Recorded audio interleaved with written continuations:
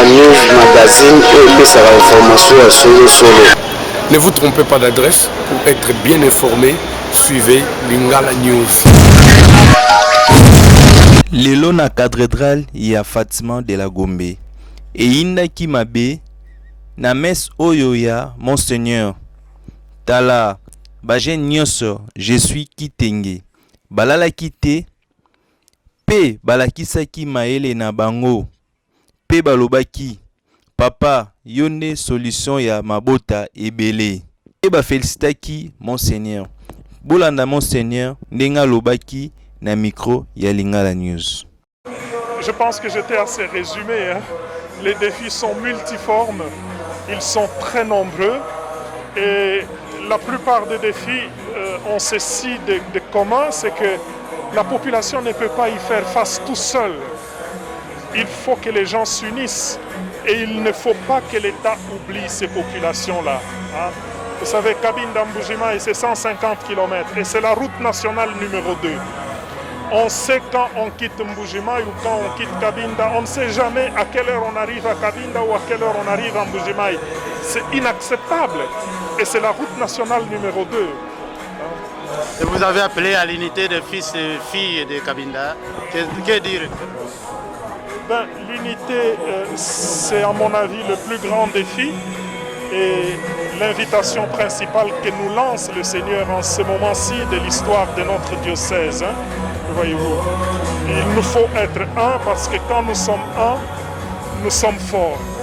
L'unité, c'est la marque de toute vie chrétienne authentique. Il n'y a pas de chrétien qui puisse travailler pour la séparation, pour la division des gens. Voilà. Merci Nabango, pe balobaki boye na micro ya Lingala News en 5 langues. Tenge Fumu, topesi matondi na son excellence Monseigneur Félicien Tambwe. Na likanisi oyo azwi ya osangisa peuple songe na Kinshasa tosepeli mingi na message na ya uti opesa biso nzoto moko molimo moko yango tosengi ete peuple songe botelema mpona avancement ya musala na kati ya diocèse na biso na baniveau nyonso ezala ya Kinshasa ezala na baprovince ainsi biso bandala mumba topesi merci ebele bamamu bandala mumba ba école primaire Kitenge Fumu ba ressortissante. Tudi toela évêque wetu twasanga ni twasakidila wa manzantento mudi mutu sangi shejitu kujale lutetu bonsu basonga baji mu Kinshasa. Toela twasakidila puis tulomba kujibana betu bonsu baba songa myabyo msunu nu banu heta. Baba kulumba ba mamu batatu ni bansonga tukwatanga na byanza bibiji. Tumuto byanza bwase mujimwe uya kumpala diocese jetu jimweneka kubantu twasakijila wabunyi. Young ladies from Cabinda province, we are united here to receive our old priest, Monseigneur Félicien Tambwe Kasembwe. He called us to be united, as he said we need to be united, one heart, one soul, so that we need to support him.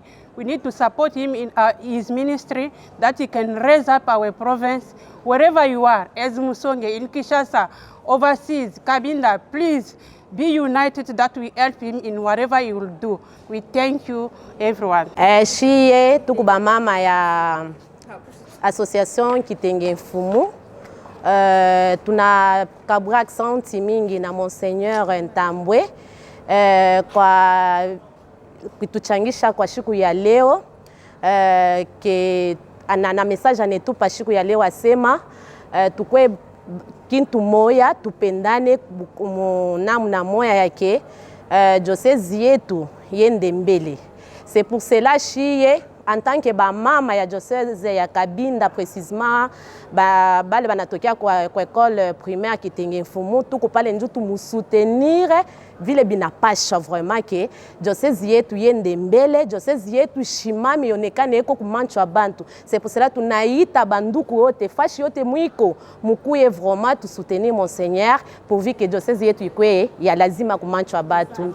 Soutenons l'initiative de son excellence Monseigneur Félicien Tambwe de réunir toutes les songs, toute la communauté song de Kinshasa. Et ceci vraiment signifie une réussite pour l'épanouissement de notre diocèse de Cabinda. Nous devons tous et toutes, jeunes et vieux, lui apporter notre soutien à tous les niveaux pour relever les défis, des problèmes qui constituent un frein pour notre diocèse. Merci. Simbape Oyebake, vraiment Monseigneur, aza papa Yabana Ebele. Pe lisusu vraiment na ministère Oyo Yabonzambe, papa umela na yo, oza ya solo. Pe ba embela ki lisusu fanda na yo libela na libela. Félicien Tambwa. Ah vraiment. Topesi longo na pe ba frère ebele na association Oyo je suis Kitenge Fumu. Voilà.